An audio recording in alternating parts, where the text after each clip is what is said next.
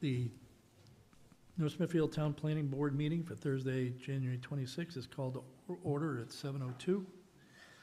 First item is not on the agenda, and I would just like to welcome our new second alternate, Dr. Cynthia Roberts, who is rejoining the board after taking years of vacation from that. So thanks.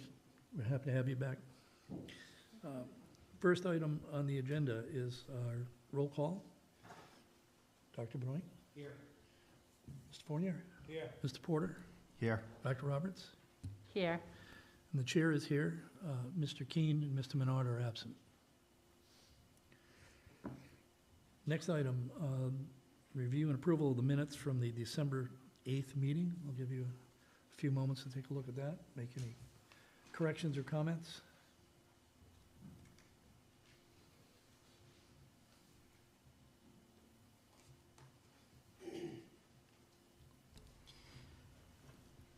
I'll make a motion to approve the minutes from December 8th. As is. As is, please. I'll second. And we have a second. Those in favor? Aye. Opposed? Hearing none, unanimous vote. Next item, disclosure. Any planning board members need to disclose any potential conflicts on the matters before the board this evening? I am a director of audit to Narragansett improvement, so I recuse on that item. You want to recuse on that? Okay, thank you. Anything else? No? Okay. Disclosure and notice. Any planning board members need to disclose any ex parte communications about any contested or material adjudicatory facts and opinions concerning the merits of any application before the board this evening. Do we need to mention? Mr. Solicitor? Mr. Chairman, I think I've indicated to the planner that there was some information, but Mr. Keene's not here, so he would inform me. Exactly, he's not here, so that's why I wasn't. I don't want to bring it up because I don't want to. Okay. Mr. Keene's not here, we'll let Mr. Carullo inform the applicant and let the applicant decide if they want to take any action. Okay, thank you. So, hearing none. One other thing, the Narragansett improvement, I believe in the past I recused myself, not being in a butter, but I was friendly with someone who wasn't a butter, I believe. Yeah. So I'm not sure that I should continue to recuse or not. So you would have recused, did you recuse from the last meeting? The last meeting would have been I don't think we had any remote meetings on that project. I think they were all in person. It's been quite a while. Right. Mr. Chairman, the last meeting would have been a year ago for the last extension. Oh, that's true. Yeah. Yes. And did you recuse for that? I don't think so. I don't think so, no. I don't think so. So, is that something we would leave for the applicant to decide?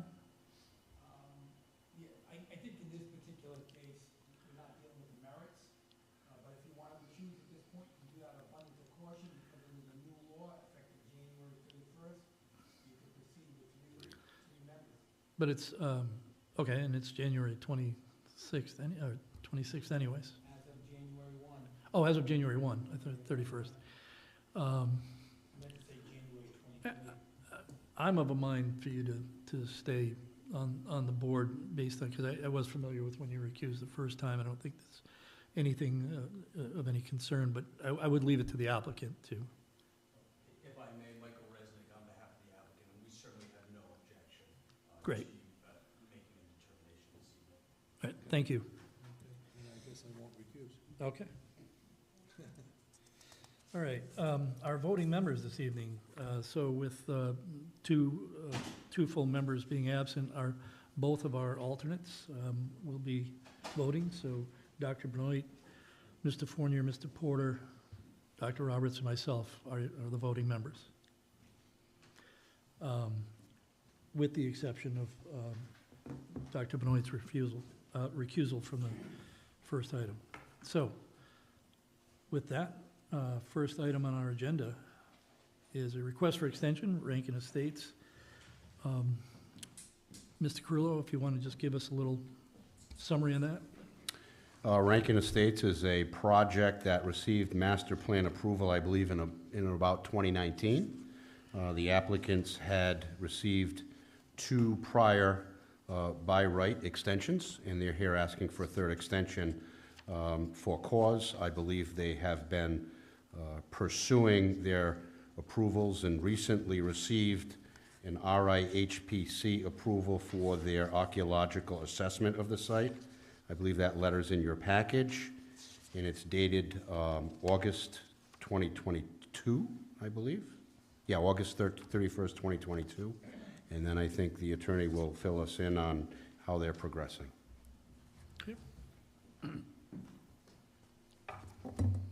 Thank you, Mr. Chairman, members of the board, Michael Resnick on behalf of the applicant owner. And as your planner just stated, we are here tonight for another extension. There are 2 extensions by right, as the board is aware, per Rhode Island state law for 1 year each. So this evening, we're here for a for cause request. And as Mr. Carrul had stated, we were previously before you approximately a year ago. We obtained an extension of that time by way of a decision of this board, February 15th, 2022. Right now, the master plan is set to expire March 6th, 2023. So we timely filed an application to the board requesting this extension. And there are 3 items that I would like to make as an exhibit to the record this evening. One is prior to the master plan being approved, there was litigation between the town and this applicant. It resolved in a settlement agreement. That will be exhibit 1 to the record, which I'll share with the board and your staff momentarily. Pursuant to that settlement agreement, it was an obligation of the applicant to conduct an archaeological study over the 270-acre area, which was done by our consultant, which is, SWCA Environmental. So that report yielded approximately a 105-page report. It was subsequently submitted to the state agency, Rhode Island Preservation and Historical, and we got a letter of concurrence from them. And so in addition to the settlement agreement that I had referenced, the other exhibits for this evening will be that Exhibit 2, which will be the full report, that 105-page report, as well as Exhibit 3, which will be that letter of concurrence. So pursuant to that settlement agreement, we had the obligation to do this study. We've done that study, and that will be part of our preliminary application before the board. And I just wanted to note, pursuant to the settlement agreement, there is a memorialization of that right by statute to get another extension for cause. So it's both a statutory right, which normally would be the case, and there happens to be a contractual right based on that agreement. So we would suggest to the board that the good cause requirement is satisfied here based on our prosecution of that study in and of itself, as it was a Herculean task. In addition to that report, which was issued on May 2022, we received that concurrence letter from the state agency, which was dated, I believe, August of 2022.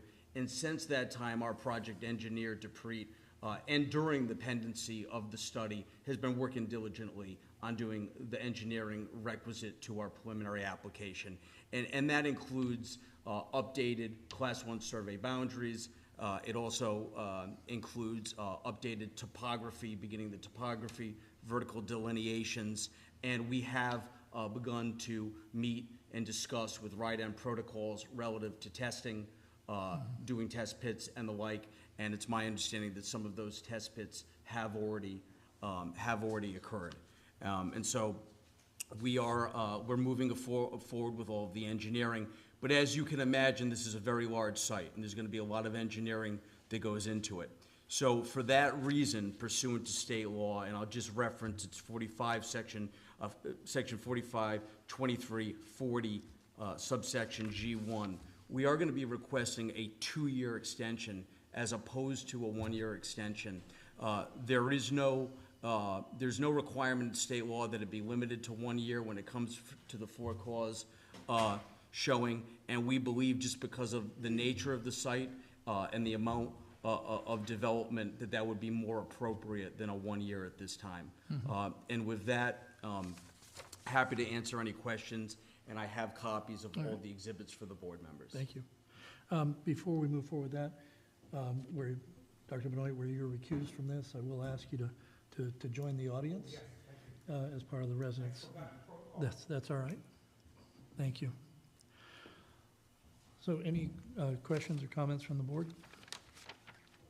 I have a question. Certainly. Dr. Roberts? Yep, it may or may not be the right time to be asking this, so you can let me know. But in reading that letter that the attorney was just referring to from the, sorry, let me just get the right name. The Historical Preservation and Heritage Commission. I'm wondering what our, like the town of North Smithfield or this board's best practices are around when a report comes up with a certain finding, but then it's cited that a group, you know, like the Narragansett tribal group still is taking issue and not sort of agreeing with the findings of the report and claiming that there's still some heritage value on that land. What is our responsibility around that? Like, because they're pointing that out to us, the Right. commission. Well, off the top of my head, the first thing I'd say is that can be reviewed at preliminary.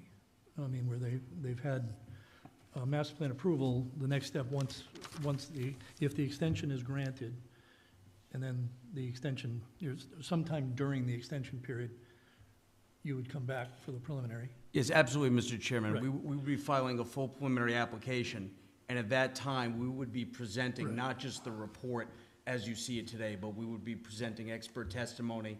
Normal preliminary, which is full engineering drawings, et cetera, and also that would have with it a public hearing, which is when, whether it's the Narragansetts or any other residents, and anybody can bring forward any concerns they have about it. So that would be to me, that's the official way to do it. I don't know if there's anything, Mr. Planner, is there anything beyond that would be appropriate? So the first thing I would say is that the expert in the field is the Rhode Island Historic Preservation Commission, and they've signed off, and that if there's an objection by an affected party to that approval, the proper venue would be to appeal to the Rhode Island Historic Preservation Commission in an objection to a report which they reviewed. I think that is in the process, according to conversations that I've had with the Narragansetts. They are going to discuss the findings of this report with the Narragansetts. And you'll notice I think the letter was in your packet, that Mr. Brown and Cora Pierce from representing the Narragansetts were copied on the letter. So they also received the letter, and they've had ample opportunity to review the letter and the material and voice any objections that they have to the findings to Rhode Island Historic Preservation Commission. Okay, great. Anything else from the When board? was this study done, this recent study? It was The archaeological study. issued in May of 2022. The study took approximately 2 years. It was a very extensive study. So it flowed from a settlement agreement and master plan approvals that were obtained in 2019. So it started in 2019, it took them 2 years. It's a 270-acre site, so it was, and it was obviously a very important thing to some of the opposition to our master plan approval, and it was an extensive process. If you review the report, you can see why that period of time would be necessary.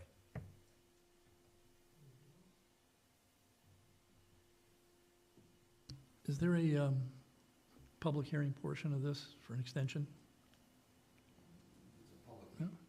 It's a public meeting. There's no notice has been served. There's no requirement to take any public comment, but certainly the board Okay, can accept comment. all right. That's what I needed to know. Okay. With that, I will ask if anyone from the public would like to make any comments this time. If you do, you just need to go up to the podium and introduce yourself and make that. Okay? Nobody there? Great. You pretty much addressed my comments. Well, you certainly addressed one of them because I was concerned about the 1 year, and I was going to ask you if you're confident that you can get it done in 1 year, and so now it sounds like, okay, 2 years, you're confident with 2 years. So I'm happy to hear that. And it also sounds like, but I don't want to read between the lines, that you're not anticipating the need for more extensions. No, not, That's not, not to say that you wouldn't be within your right, probably do it, whatever happens, but it's just, it's been a long time. It's been a long time for the applicant. Like, see it move along. yeah, I can tell you at this time, based on my discussions with DiPrete Engineering, which will really be driving the preliminary application and the timetable, we believe at this time that 2 years will be sufficient. But I can tell you that within that period, we will be working diligently, and it's our hope that we're before this board, long before that 2-year period. Great. But at this time, I'm not at a place to give an Oh, sure. exact timetable. Understood. I know how that works. I'm always careful in how I make promises, but people still hear what they want to hear. So, I think this has been a project that's been going on for quite some time. And I think at some point it needs to be finalized one way or another. yes. I think if there's gonna be an extension, I think the most, it should be a year at a time. I feel that 4 years already into the project and there's still no definitive answer which direction, there's still questions. I Okay. think that a decision needs to be made, but I think allowing 2 more years, they were granted 2 years, 2 one-year extensions. And I believe, 2 years is giving them an awful big window to not drag it on, but to continue the project. So what I would ask in that, a couple of things. One is that, do you take into consideration, because I'm not sure how it worked with the study that had to go on, but if I'm not sure how much of the engineering work could be done with the study not completed, because obviously the outcome of the study could have had dramatic impact on it. The other thing, I don't know how much impact COVID had on their project. And so, and thirdly, I would just say, what is the benefit to the town in putting a tighter timeline that is more likely to cause them to ask for a fourth extension than to give the 2 years that are requested, and making sure the applicant is clear that, the next extension will be more difficult to get. I mean, to Mr. Fournier's point, I think he raises a valid point. Every next Not gonna just keep extension is doing that. tougher to get. Yeah. Right. Next extension is tougher to get, and if we just keep giving To- extensions. Totally agreed, totally agreed. Yeah, and if I could just briefly address that. I Please. mean, one way that this is different than maybe a traditional project that's been before the board where extensions by right have been requested is there's actually provisions in the settlement agreement with the town where it talks about giving to the applicant every benefit of tolling statutes that were in place at the time, the by right statutes, and also the good cause standard. And you have to understand that the impetus and the reason why we're requesting those 2 years is because we're just being pragmatic about the work before us. And the applicant, in having that obligation to do an expensive, costly, timely archaeological study, really could only move forward with this project and doing the hard engineering because we had to understand what the outcome of that study was going to be before we prosecuted it as if you'd be going to preliminary in a traditional project. So we're asking for the 2 years because we think it's more appropriate.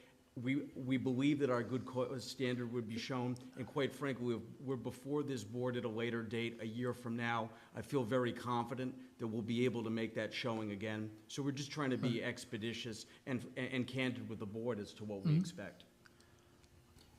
I have a question for Mr. Igliozzi. Understanding that there was litigation had with this project, are there any other settlements that were agreed upon by both the town and the applicant that the planning board should be aware of as far as conditions go? a settlement agreement is an extensive agreement, and the town was represented by outside counsel. Okay. And as I indicated to the chairman, had a conversation, if the board has any serious concerns, you can always bring in outside counsel to this, to go into the intricacies of that settlement agreement, which he's provided a copy of it. Okay. But my review of the settlement agreement, I mean, this was a very contentious piece of litigation where the town had serious exposure at that time, and this was a well-worked-out agreement by attorneys that before I was the solicitor. So, yes, there are, to answer your question, there are, I can't tell you off the top of my head, but there are other conditions in that settlement agreement that have to be complied with. There are things like certain people cannot, are enjoined from from participating in the process because Okay. the previous litigation was tainted. Okay. I don't think I don't want to relive that unless you No, certainly. really want to, but I think, just for the record, I think in this situation, this is an appropriate action to go forward on at this time. Yep. In the context of the litigation. Right, and- I just want to make sure that we're fully understanding of the agreements that have come before us, not being, some of us not being part of that litigation. Right. I want to make sure we have the full picture of everything, so then that way, when they do come forward at master planning, we are aware of all those conditions, so then that we don't have to relitigate anything during that time. So that's that's one of my concerns. And then I also have, had it, and then, of course, everything closed out. One of the conditions that we had put forward at the preliminary, master, thank you, master approval, was that, I know there was some disagreement between the interpretation between this board and the applicant on the soccer fields. So I just want to make sure that the first line in the specific conditions of master plan approval, we do talk about the 3 soccer fields, and how that relates to the conservation aspect of the property. So I just want to make sure that that's not left by the wayside when you're working with DiPrete and your engineers, with the planner and assistant planning, just to make sure that that's, you go back and look at those meeting minutes. I believe you had a stenographer here. You go back and look at those reports, because I know that weighed heavily on some of the things that we were deciding upon. Sure, absolutely, Mr. Porter. And normally, the process will be, and I'll coordinate with Mr. Carullo, when we file our preliminary application, there'll be a review period, and if there are any deficiencies or issues, I'm sure he'll let us know and we'll address them. Otherwise, it would be my estimate that there would be a certificate of completeness. It will come before the board, and we'll certainly be cognizant of that. And I'll take a note and make sure that we're aware of that and we're ready to answer questions in that regard. All right, thank you. Yeah, I think Mr. Porter's comment is really about, in the normal process, you get master plan, and then you immediately move into preliminary. Yeah. There's been a big time gap, so let's do the right things to compress that time gap, as if you were just taking it from master. Yeah, absolutely, and I think that we'll show that in our narrative to the board, and I think that because of the time that has elapsed, it'll be important to give some historical, kind of institutional background to the project at that public hearing, and we'll be prepared to do that. Okay. Absolutely. And to the previous thing you had brought up on the time period, Mr. Fournier, what do you think after hearing what went back and forth on that? What's your feeling? I'd still like to see, just, if anything, just a 1-year extension, not a 2-year extension. And you're not concerned about whether or not they could, how that tightens up the deadline for them? It tightens it up, and like I said, he's asked for an extension Yep. 2 times already. This is the 3rd. 2 are by right, by state law. Right, 2 So were by right. it's 2 not a were by request, right. it's not a But showing. this one is, 2 were by right, and this one is, perhaps we could get a clarification on by right versus for cause? Right, under the statute, and the agreement provided that they get the benefit of all tolling, all by right. Under the statute, you get 2 years, you get 2 years by right, you get extension by right, and then after that, it's for cause any additional. So it's actually 4 years by right and then with the first and the second, and then after that, it's for cause. As, I'm talking about the statute, not your Right. regulation. I don't know if Okay. your regulations are up to date. The But- state statute But so- dominates, but so provides there's a mandatory 2 years automatic, 2 years by right, and then after that, it's for cause after that. Okay. And have we, And I'll read it to you. have we used up, well, it's 2 1 year, but that's the 2 years, so. But there's the additional 2 years by right, so. Yeah, the I'm two wondering- extensions, I said 4, so it's 2 automatically, they don't come back. Then they come back for one, it's an extension that you're supposed to grant upon written request, another extension that's by right, written request, and then after that, additional for cause. So this is their first time for cause. This is their first for cause request. And they're indicating to you the basis of for cause that you have to really understand. For cause is not this tremendous mountain to climb in front of a judge. This is, they demonstrated, they didn't mention about COVID, but they've mentioned this archaeological study, that it was a significant point of contention, as you recall, maybe from master plan, and is one of the conditions. And I mean, I know their testimony is what it is. I don't think that this is a difficult burden for them to Right. get this for cause extension. The merits of the application are gonna come before you, they're gonna be subject to they're gonna be subject to scrutiny. Right, I mean, you, That So- explains it. right, that's what I want to get clear on that. No, thank you for the clarification. Okay, great. Anything else from the board? All right, And Mr. Chairman, I would just add, I do have copies of the report, the concurrence letter, as well as the settlement agreement, to the extent that you like them out. I'll leave them right here. sure. Looks like we know what happened with one of the trees on that property. I do have another question. It's Ms. Roberts? procedural. Sure. Thank you. When our planner was talking about the appeal that the tribe, the Narragansett tribe, it sounds like is making to the commission that signed off on the report, how do we find out, like us, the board, how are we kept appraised of what's happening with that? That sounds like a question for the planner. So there are several ways that you can keep apprised of what's happening there. Number one, John Brown from the Narragansett sent me an email saying he was filing an appeal with the Secretary of the Interior to review this report on behalf of RIHPC, and he was going to voice his objections. Number two is we could certainly reach out, make contact with RIHPC and have them keep us alerted, and we can alert them as the project proceeds to keep abreast of how the appeal is going forward. I don't know that there's a formal process actually for an appeal, but they have made a request, according to Mr. Brown, to have that report reviewed. Okay, because that would be like an interest of mine that I just want to say out loud, is for our board to have whatever mechanism it is to stay apprised of what's happening, so that when new stages unfold, we have a proactive opportunity to have known what was happening behind this, Right. with the commission. So maybe that's something that the planning staff could do, is just put us on the email list for the state organization.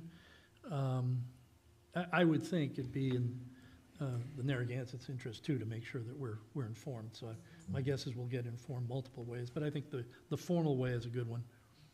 And Mr. Chairman, if I could add, obviously, if Sure. there is an appeal taken, one form or of another, my firm will be defending it, filing an opposition to it, and I'll represent to the board that I will keep Mr. Carullo and Mr. Igliozzi informed at all times. Excellent.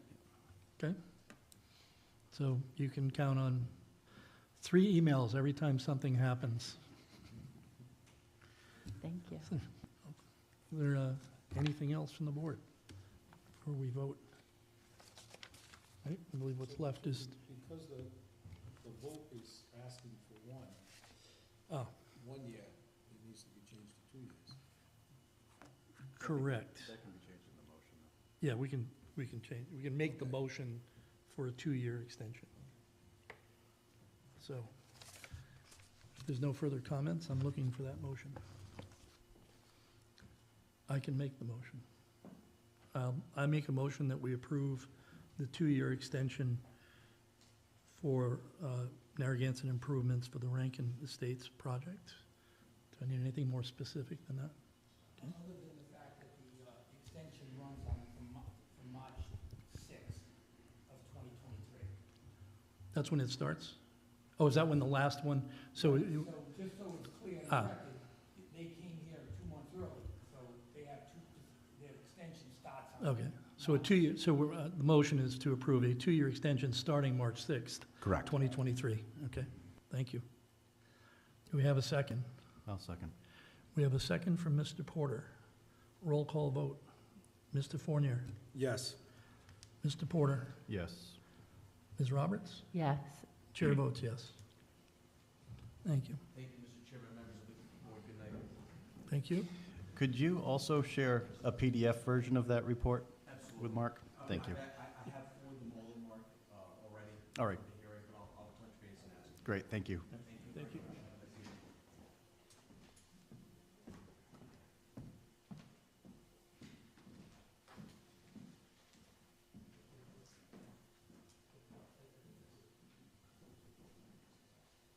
Okay, next item, public hearing, land development and subdivision review regulations and amendment. That, Mr. Planner, could you walk through a summary of that with us, please? This request is being made at the, well, the amendment is being made at the request of the fire department.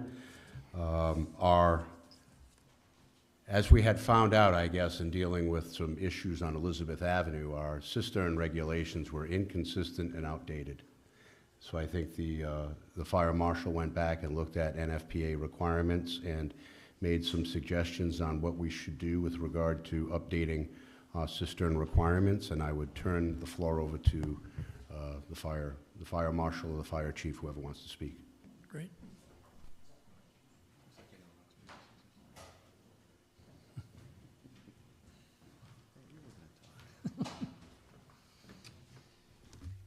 Thank you for having us here tonight. So as Mr. Carullo indicated, you know, we had a situation on this. Chief, Yes. if you could just introduce yourself for the record, thank you. David Chaudier, Fire Chief, North Smithfield Fire and Rescue. So we had a problem with a cistern on Elizabeth Avenue, and quite extensive work needed to be done. The cistern needed to be moved. But during the course of that, we realized that maybe there were some things within the ordinance that were kind of outdated, and we wanted to have changed. Specifically, it's just language types of things where everybody's kind of talking the same language off the same sheet of music. We did, one of the biggest change that we made was that rather than have what they call the hydrant-style connection on the streets to a cistern, which basically that's what it looks like. It's a fire hydrant that has no insides to it. It's connected to the cistern, and you draft the water out of what looks like a fire hydrant. We're looking to replace that with just a standard piping system that comes toward the end of the road, and we tie right into that. So that's probably the biggest change, and you'll see with the submittal that we made that a lot of what we look at is we're changing the language to say fire department suction connection, and the size of the connections and where different things are within the system. And we also wanted to add in there that the fire department makes the final determination as to exactly where the suction connection is going to be from off the side of the road. We do have a couple of instances in town since I've taken over. We do annual inspections of the cisterns throughout the town. We have some instances where the connections are set back kind of far off the road, and that could become a problem for us, especially in the winter months where, you know, there's snow on the ground, a truck might have to go onto someone's lawn. So we want to make sure that we're involved in that process with the vendor or the contractor to make sure, okay, this is where we want it, so that it's beneficial to us. We use it, our mutual aid partners use it, so we should be the ones who are dictating where that connection goes. So other than that, it's just basic language so that we're all talking off the same sheet of music. Any questions or comments from the board? I do have one that was given to me ahead of time by Mr. Keene, so I'll read that into the record and you can respond to it. The current maximum allowed distance of the suction connection from the street is 6 feet because the fire trucks carry 10-foot lengths of suction hose. Trucks typically, North Smithfield trucks, as he puts parenthetically, should carry 2 to 3 lengths, but they ideally need to use just one to save time. In winter conditions, a frozen snowbank could make it quite difficult for a truck to get off the roadway to connect to the cistern. His question is, I'm quoting his words, I don't know why the FD wants to make the distance from the suction connection to the roadway discretionary at this point. I'm not sure that we are looking to make it discretionary. We just want to make sure that we have some say in the process as opposed to the installer deciding where it's going to go. We want to make sure it's in the correct place for our use. So it's lifting the 6-foot requirement, but you will look at that as part of approval of each plan? Correct, because 6 feet could be too close to the road. We may have to go back a little bit. You know, that's kind of what we're, Okay. that's what we're looking at. Okay, but it would still have your oversight? Correct. Yeah. Okay, Mhm. great. I will assume Mr. Keene is fine with that, Yeah, with your answer, so. I would hope so. I would think that the guys that are using it are the guys that are gonna know best. So, Thank you. you know, I could think, yeah, that's the best place to go, but if I'm never hooking into it, what do I know? Right. So I think it's your word that we should be trusting. Yeah, if I may, I'm the fire marshal, Dave Maury. I did some measurements while, in the last couple of days, and we have some cisterns that are 12 feet off the road.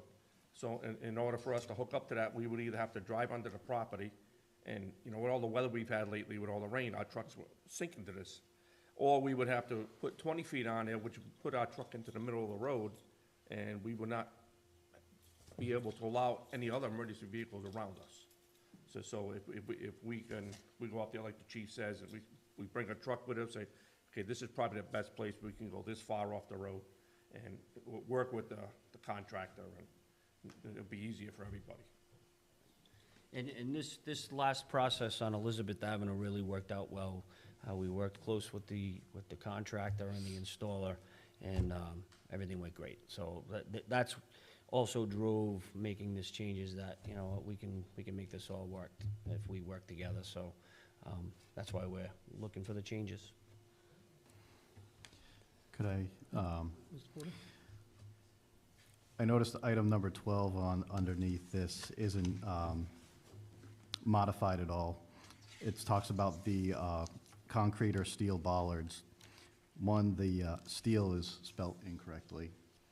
It's S-T-E-A-L, not S-T-E-E-L. So maybe if we're going to be updating that, we should catch that correction. And then also, when it says all 4 corners of the cistern, and you look at the diagram below, it might be a little confusing. I understand you're trying to protect the suction connection, right? Correct. Not the entirety of the. Right. So I would say, you know, give a little bit more guidance on that to say, we're expecting that the suction connection is protected, not the 4 corners of the Okay. cistern. Sure. Just because I'm a very jaded person that works with public bid contractors sometimes, so. Yep. I just like to make sure things are as clear as perfectly as we can make them clear. those were my only two comments. I think this is great. As Mr. Fournier said, we're certainly, you guys are the ones using it. We're certainly leaving it to your expertise. Have we had, or have you had any instances where there's contractors that said, no, we're not going to put the cistern here, you're going to get it there instead? Not really. Okay. We've had contractors, you know, and sometimes it ends up that it can't be put where we want it, maybe because there's ledge there, or there's an issue, and then, you know, we have to go back to the drawing board. But no, we haven't had any issues where, you know, anybody's. Okay. I just want to make sure that we're protected as the town and the residents are. So when you have a contractor just come in and say, well, it's going to go right there, and you guys, you know, have said, you know, it should be in location A, the contractor puts it in location B and then leaves, and then we're, you know, there's some trouble that you guys need to put out, and, you know, you're like, oh, wait, where's the cistern? Sure. And I was going to turn to the planner and the solicitor, if there's any fines or that we can implement, if there is one. I know it's land use and subdivision regulations, but if in fact that the cistern is not placed in the agreed upon position, if there's fines that we can, you know, go after the contractor for, so then that way the town can go in, take it out, and reinstall it in the correct location. Just in The eye only of public- mechanism is bonding. Okay, There are no fines in the development review regulations other than a violation of selling property or selling property before it's recorded, or if you're not compliant with the plan. sure. But in projects where they would require a cistern, which I believe is in excess of 3 units, that would normally be a street extension, a cul-de-sac, or a plat, in which we would have a bond, and we bond the cisterns. Okay. Just because I Yeah, want and to if make it's- sure that we're, you know, we're safe in the eyes of public safety, but we're also safe in terms of town finances. And if it's a project that came before the planning board, it sounds like up front, we'll know whether the fire department, where they want it. Right, And during if the they're planning- disagreeing right. with, if they're disagreeing, 'cause I mean, there's what happens after the fact if it's not built according to what's approved. That's a whole different thing, that I think that's where the bond comes in. But up front, if, you know, I can tell you from my experience being on the board, is that if the fire department doesn't like something, we simply say, you gotta fix that. I mean, it's kind of that easy. Sure, and during the planning phase, we do usually pick a spot to say, okay, this is where we would like to have it. Again, if there's an issue with it, you know, if it's ledge or whatever. What we see more of is the fact that when we have a development of 3 houses or more, when they need to put it in, that's when we start to see the pushback. We usually let them put the foundations in, but then once they start construction, they can't start the actual construction of the homes until the cistern is in. And that's where we see sometimes a little bit of pushback, but they usually comply. Okay. Anything else from the board before we open up the public hearing? I have a question, Mr. Chairman. Dr. Benoit? Do the existing cisterns have bollards? Those that are already in place over different areas in town? If they I have don't what? recall ever seeing these bollards at the 4 corners. Not all of them do, no. They do not. No, they do not. Should they be put in retroactively? In an ideal world, yes, but practically, no. Yeah, practically, right, practically no, right. Thank you. Yep, okay. Anything else before we open up the public hearing? Looking for a motion. I'll make a motion to open the public hearing. You have a second? I'll second. Those in favor? Aye. Aye. Public hearing is open at 7:46. One at a time. Don't all rush up to the podium.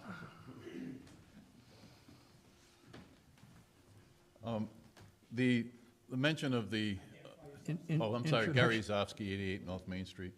The mention of the circumstance on Elizabeth is one that called my attention to this.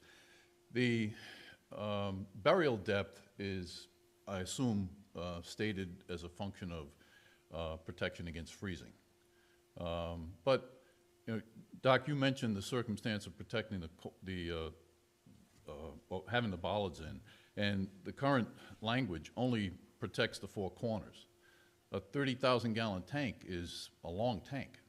And even at a 4-foot burial depth, there are weights that can go over that tank and break it.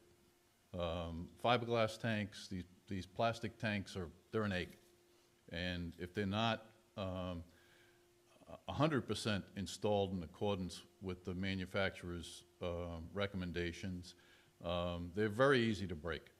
I've seen it happen with fuel oil, diesel fuel. And I didn't get to see the tank when it came out. Or has it come out of the ground? Okay, so it never was exhumed. So we don't know what happened to the tank at Elizabeth. My expectation is that it probably got driven over. And protecting a tank from surface weight, a fiberglass tank is really important, because you only know about it when someone's checking water levels, and no one's going to know who drove over it. It's just losing water, and then you're done. I would advocate that, and unfortunately, surrounding the things with bollards doesn't make it pretty, but it's the only way that you're going to know for certain that the tank is protected against some, knucklehead with a backhoe that just wants to get around to do some work nearby. It could even be a circumstance of a reaction in a fire emergency where somebody just tries to get too close. The tanks at the RIPTA facility back in, I guess, 1990, well-intentioned circumstances didn't drive over them. They just drove nearby them to try to fill them. And we recovered, most of the 30,000 gallons that was lost. It's very easy to break a fiberglass tank. If we're going to keep putting these things in the ground, which I do advocate for, I think, given the community that we are, we do need them. We got to make sure that they're adequately protected. Thank you. Anyone else? Hearing none. I'll make a motion to close the public hearing. We have a motion to close, Second? and we have a second. Those in favor? Aye. Public hearing is closed at 7:49. I have Okay with that? Mr. Porter? forgive my lack of knowledge with NFPA. okay. I'm a little rusty on it. To address Mr. Ozaski's concern, are there other materials that we can have cisterns made out of that are stronger, or details that would ensure further protection of these cisterns? You can have them made out of concrete, but I'm not sure what the cost and how cost-effective that would be to the contractors. If I'm not mistaken, the previous fire marshal told me that they made the change from concrete to fiberglass for that exact reason. So we're saving a couple bucks here, but. Well, not us, Well, we're not. The contractor's saving a couple contractor, yeah. bucks, but, a homeowner is losing out on that if there's a potential emergency. Sure.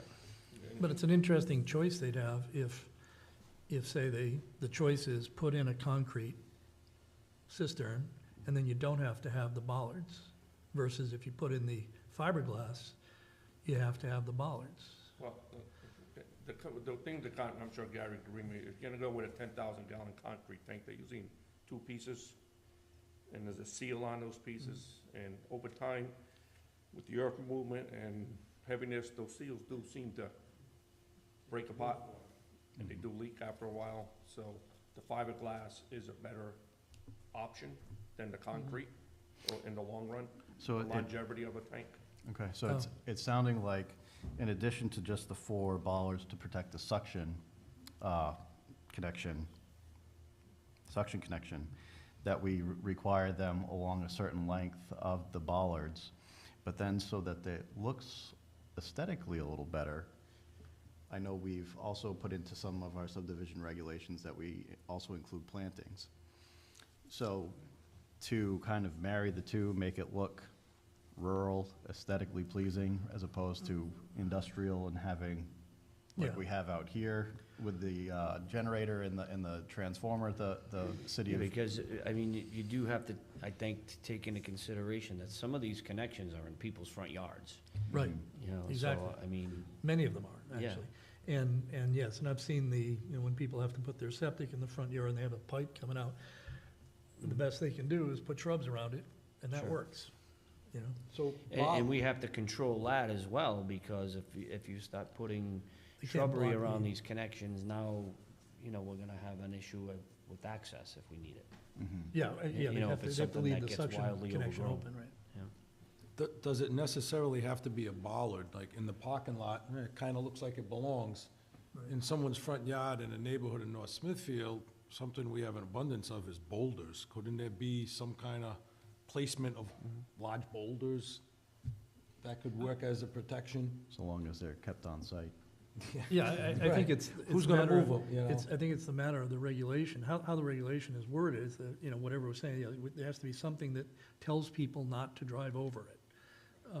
That's all, and maybe even prevents them from driving over it, right? It's not a sign, it makes it physically impossible for them to drive over it on something other than a bicycle, so, that's fine. I think it's harder to enforce, with rocks. I mean, I think there still need to be some permanence to it.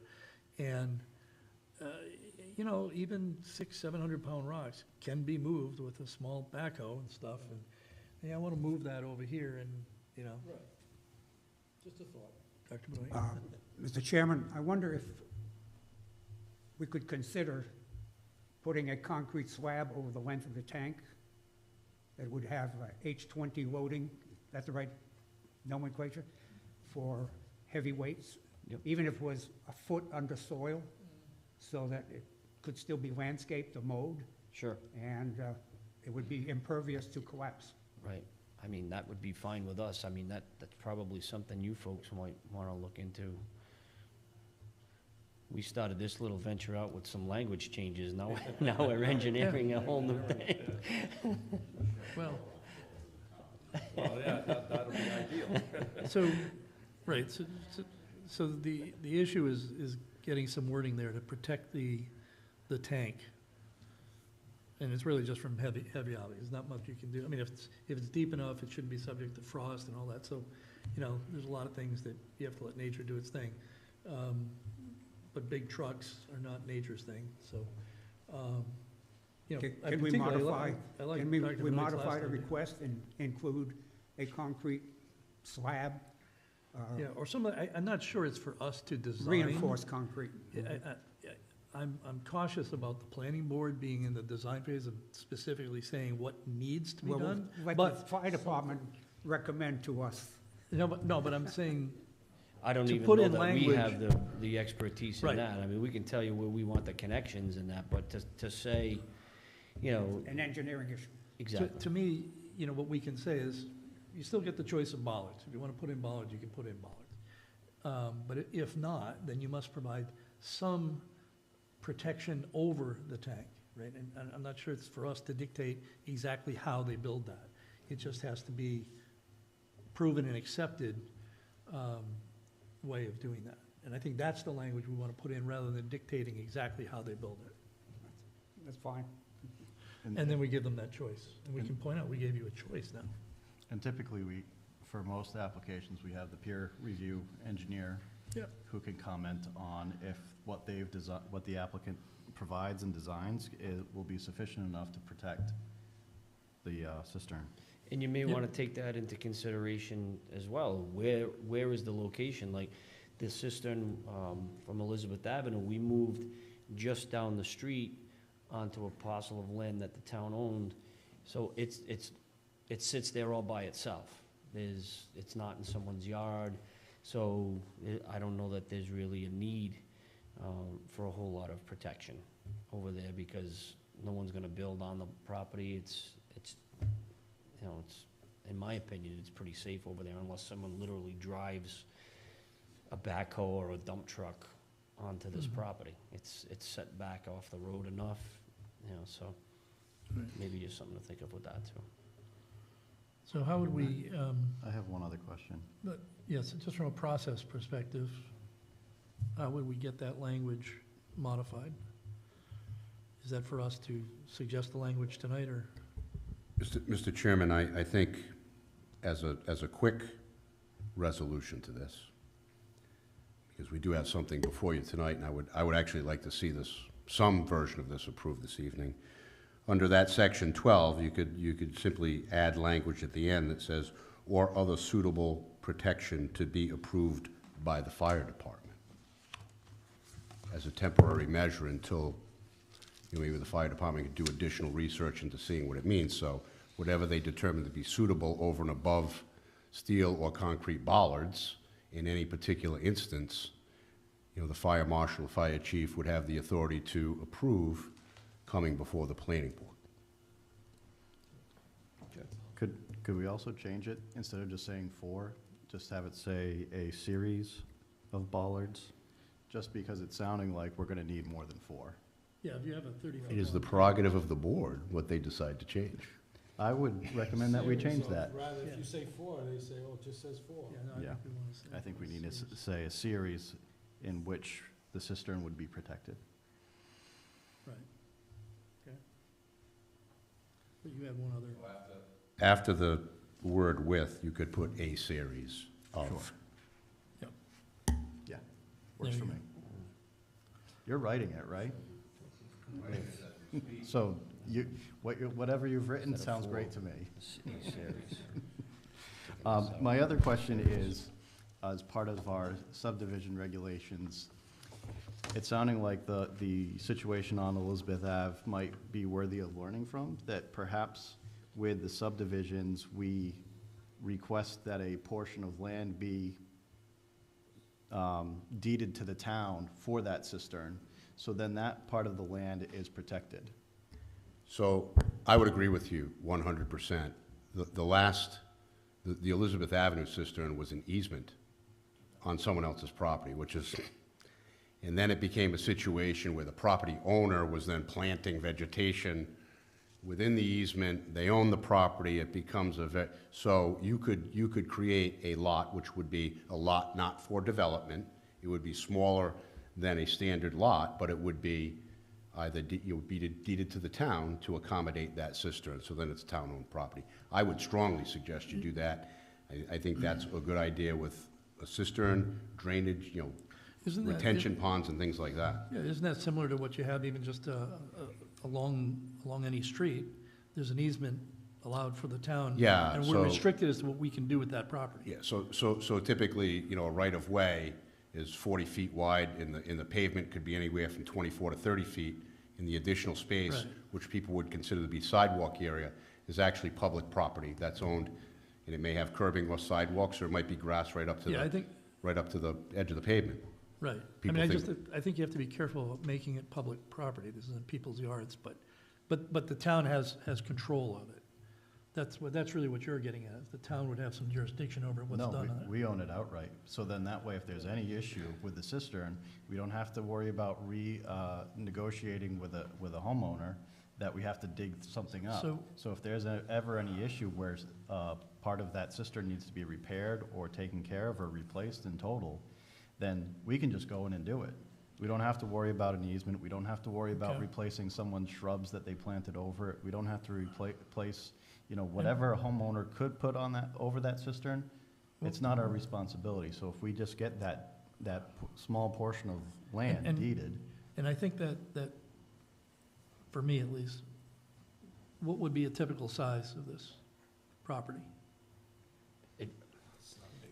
It doesn't need to be very big. I mean, we're talking about a 10,000 gallon poly tank. I don't know, Swimming pool. maybe, yeah. Okay. I mean, it's not very Right. big, Right.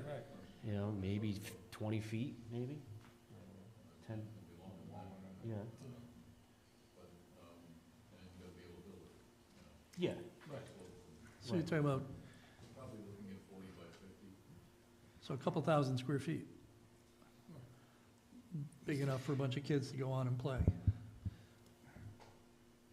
Fair enough? Yes, yeah, fair 40 by enough, 50. yeah. So my concern is that if this is public land, is that now these people, and however it's situated, whether it's in somebody's front yard or some sort of between two properties or whatever, it now becomes potentially an issue for the people that live there, that now that you can't stop people from coming over and using this property, which for all intents and purposes, looks like it's part of their yard. And, now they've got a playground there with kids coming over to play. And then there's the maintenance of it and all that stuff.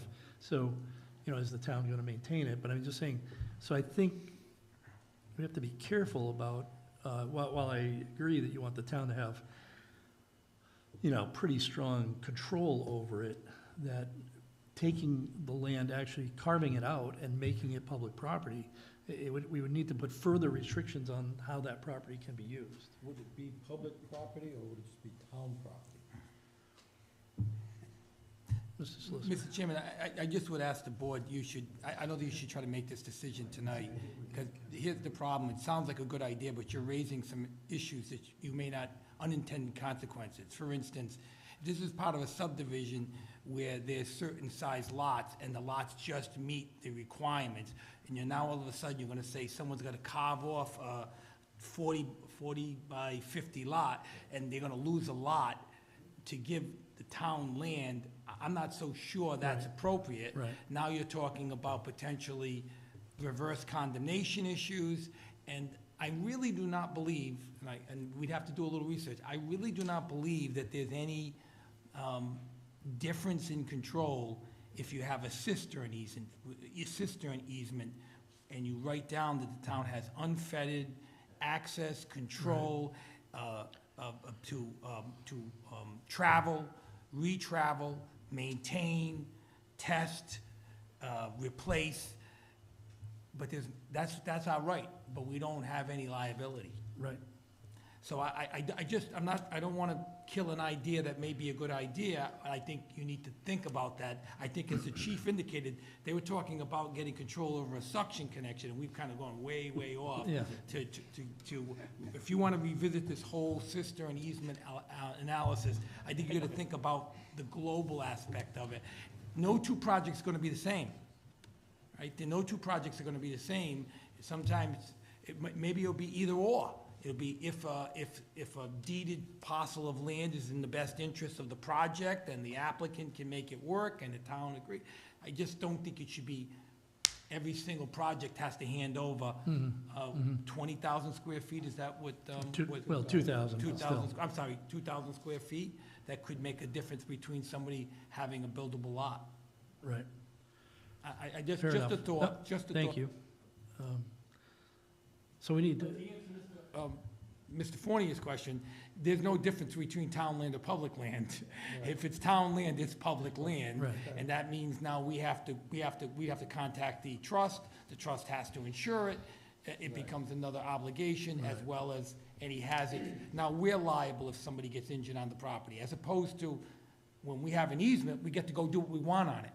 We don't have any liability unless our people hurt somebody while we're on it. right. Big difference, as opposed to children who fall in to a hole there. Right. That would be the owner's responsibility. So those are, I mean, I don't know how often the fire department goes and checks these easements, but I don't think it's every day, and probably not every week. Right, we don't check the easement, we check the cisterns annually, in Annually. the springtime. Annually. Right. I don't think that's the kind of property you want the town to be in control of and own, is that it's only checked on once a year. Right. That creates, all of a sudden you're gonna create a whole maintenance problem. So I just throw these out, not to confuse it, but to make you pause. So, Mr. Carullo, we do all this in an effort to make your job easier. It may not look that way at times, but I thought I'd point that out. So in that interest, you propose some language, we've got some language in. How can we leave this as an open topic that's worth further conversation, I think? How do we make sure that doesn't fall through the cracks, but yet still move forward with this amendment? You could hire additional staff. if Only we- kidding, Chairman. If we had budgetary, any budgetary room, remember, So- we're not allowed to deal with So dollars. I would like to see this request amended, as we discussed this evening. We can go back, I mean, staff can go back. I've got some knowledge, I mean, I can have a conversation with David in fire. We can reconvene and discuss alternatives, positive, negatives. Now, there could be situations in particular areas where, as on Elizabeth Avenue, there's a public property already there. In that, in that case, the preference might be to look, if there's a public property within blah, blah, blah, it may be, that may be the first area that you look to see if it's suitable for a cistern. In lieu of a public property in the area, maybe you look at an easement. I agree with David with regard to easements. There are drainage easements. There are all kinds of easements that go into developments. One of the issues with easements, though, and I think we saw it on this Elizabeth Avenue one, is, people may or may not know there's even an easement there, and then they encroach on the easement, and then they plant vegetation, and then you've got an issue with a cistern, and then they complain about the cistern. Then in order, we didn't have to remove it in this particular instance, it was filled, but if we were to remove it, we would have to, rebuild this guy's landscape, his abrevieties and everything, his driveway and everything else. So, I mean, there are positive and negatives, but I think maybe looking at the alternative, whether there's a public property available, and then in lieu of a public property, maybe an easement. So Right. let us think about that and give it some thought, and we'll come back to you. And can I just add to that, Mark, if I come up with an idea like this again, please discourage it. I absolutely will. Well, we certainly thank you for both of your time tonight. Yeah. It's certainly helpful to have you guys here so we can ask you questions. No It problem. is, So, it is. with that, unless there's any other question or comments, No. I'd like to make a motion that we approve this amendment to the, or approve the subdivision regulations as presented with the amendments that we've discussed this evening. I'll second. And we have a second. Roll call vote on this? Yes. Dr. Benoit? Yes? Yes. Fournier? Mr. Porter? Yes. Dr. Roberts? Chair votes yes. Very good. Thank you. Thank you for your Thank you. time. Thanks, guys. Fascinating, fascinating. Okay, so land developments. Item 9. Where are we? Okay. Item 9 on the meeting, public meeting, election of officers in accordance with North Smithfield Town Charter. Are we Article there? 12, Section 1. Planning Department organization, the planning board shall organize annually to elect chairman, vice chairman, and a secretary. Mr. Chairman, Um, if I yes, may, Dr. Benoit? I would suggest we defer until our other regular members are present. Yeah, we are missing two full members. 2 full seating members. Any thoughts on that from the rest of the? Is there a deadline that needs to be done, or is it an issue? I believe you're chair until elected otherwise. So And for- Mr. Solicitor, you can correct me if I'm incorrect. Right, yeah, so there kind of can't be a penalty for not doing it, right? Yeah. Okay, I'll make that as a motion.